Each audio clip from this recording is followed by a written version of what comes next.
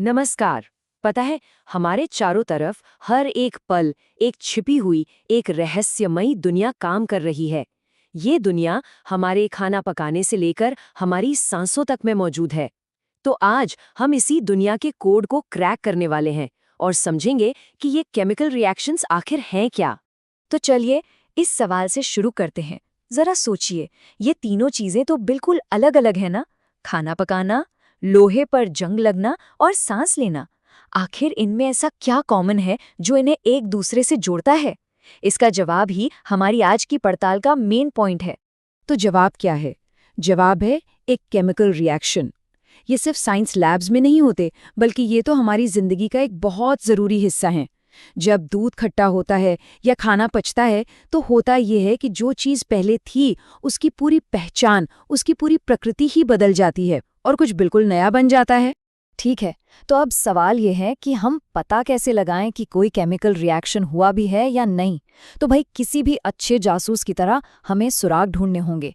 और हमारे पास यहाँ 4 पक्के संकेत हैं जो हमें बताते हैं कि हाँ, कुछ तो केमिकल बदलाव हुआ है। पहला और सबसे साफ सुराग है किसी चीज की हालत या उसके रंग में बदलाव। जैसे यहाँ देखिए, एक चमकता हुआ मेटल का रिबन जलकर एक सफेद पाउडर में बदल गया। ये एक पक्का साइन है कि अब एक नई चीज बन चुकी है जिसकी प्रॉपर्टीज उस रिबन से बिल्कुल अलग हैं। दूसरा सुराग है गैस का बनना। जैसे ही जिंक के दानों पर एसिड डाला जाता है, बुलबुले निकलने लगते हैं। ये हाइड्रोजन गैस है जो रिएक्शन के दौरान बन रही है। जहां पहले कोई गैस नहीं थी, वहां अब बुलबुले हैं। ये भी एक बहुत ही साफ संकेत है। तीसरा सुराग है टेम्परेचर में बदलाव। कुछ रिएक्शंस, जैसे बिना बुझे चूने में पानी मिलाना, बहुत ज्यादा गर्मी छोड़ते हैं, जिससे मिक्सचर एकदम गर्म हो जाता है। इन्हें हम एक्सोथर्मिक रिएक्शन कहते हैं। और वहीं कुछ रिएक्शंस गर्मी सोख लेते हैं, जिससे मिक्सचर ठंडा हो जाता है। जो इंस्टेंट कोल्ड पैक्स आते हैं ना, वो इसी पर काम करते हैं। और हमारा चौथा और आखिरी सुराग है प्रेसिपिटेट का बनना। अरे ये तब होता है जब हम दो साफ लिक्विड्स को मिलाते हैं और अचानक से उसमें कोई सॉलिड जैसी चीज बन जाती है जो घुलती नहीं। ये एक पक्का संकेत है कि एक केमिकल चेंज हुआ है। ठीक है, अब हमने सुराग तो ढूंढ लिए, लेकिन इन घटनाओं को सही सही और छोटे में बताने के लिए हमें एक खास भाषा की जरूरत पड़ती है। और यहीं पर केमिकल इक्वेशंस काम आते हैं। इस भाषा में बस 3 मेन चीजें हैं।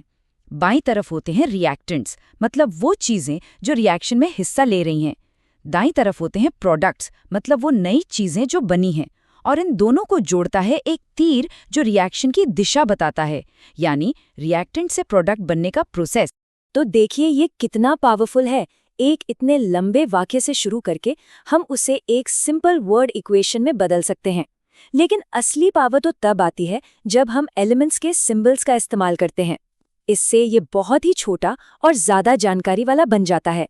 ये एक यूनिवर्सल भाषा है जिसे पूरी दुनिया के साइंटिस्ट समझते हैं। लेकिन रुकिए, सिर्फ इक्वेशन लिख देना ही काफी नहीं है। हमें ये भी पक्का करना होगा कि हमारी ये सीक्रेट भाषा साइंस के सबसे जरूरी नियमों में से एक को मानती हो। एक ऐसा नियम जिसे तोड़ा नहीं जा सकता। और वो नियम है law of conservation of mass. इसका मतलब बहुत सीधा सा है कि किसी भी रिएक्शन में एटम्स न तो पैदा होते हैं, न ही खत्म होते हैं। वो बस खुद को फिर से अरेंज कर लेते हैं। मतलब रिएक्शन से पहले जितने एटम थे, रिएक्शन के बाद भी उतने ही रहेंगे। और ये टेबल साफ साफ दिखा रही है कि गड़बड़ कहाँ है। इस इक्वेशन में हमारे पास शुरू में लोहे का सिर्फ एक एटम है, लेकिन आखिर में 3 है। और ऑक्सीजन का एक एटम 4 में बदल गया। ये तो जादू जैसा लग रहा है, लेकिन साइंस में जादू नहीं होता। ये उस नियम को तोड़ रहा है। इसलिए हमें इसे बैलेंस करना ही होगा। इसे करने के तरीके को हिडन ट्रायल कहते हैं। हम फॉर्मूलों को नहीं बदलते, बस उनके आगे नंबर्स लगाते हैं। तो पहले ऑक्सीजन को बैलेंस करने के लिए H2O के आगे 4 लगा दिया। फिर हाइड्रोजन को बैलेंस करने के लिए दाईं तरफ H2O के आगे 4 लगाया।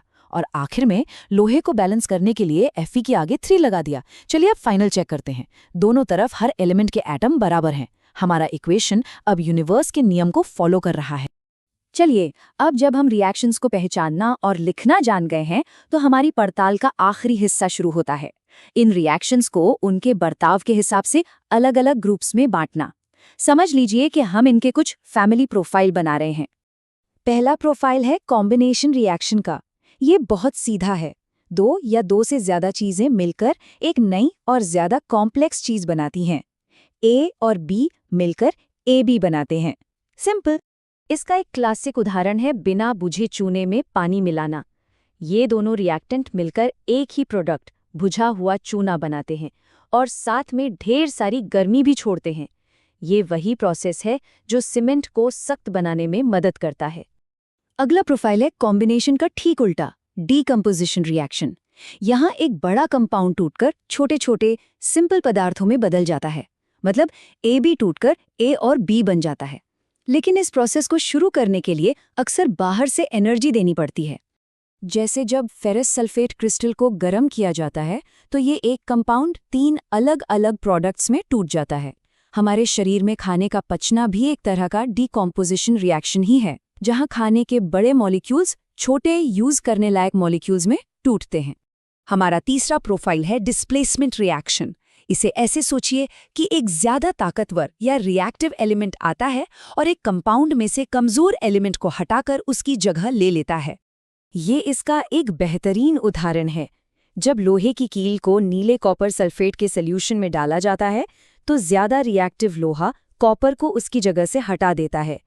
इसीलिए कील पर तांबे की परत चढ़ जाती है और सॉल्यूशन का नीला रंग फीका पड़ जाता है, क्योंकि अब नया आयरन सल्फेट सॉल्यूशन बन गया है। और आखिर में हमारे पास है डबल डिस्प्लेसमेंट रिएक्शन। यहाँ कोई किसी को बाहर नहीं निकालता, बल्कि दो कंपाउंड्स आपस में अपने आयन्स की अदला बदली करते हैं, जैसे पार्टनर बदलना। जब सोडियम सल्फेट और बेरियम क्लोराइड के सॉल्यूशंस को मिलाया जाता है तो वो अपने आयन्स एक्सचेंज कर लेते हैं।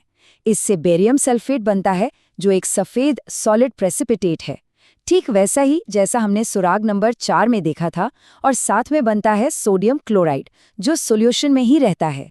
तो हमने केमिकल रिएक्शंस को पहचानने, लिखने, बैलेंस करने और उनके टाइप समझने का कोड क्रैक कर लिया है। अब एक आखिरी सवाल, पाचन और एनर्जी बनाने जैसे प्रोसेसेस को ध्यान में रखते हुए इन 4 प्रकारों में से कौन से रिएक्शंस हैं जो हमें जिंदा रखने के लिए हमारे शरीर के अंदर हर सेकंड हो रहे हैं? इस पर सोचिएगा।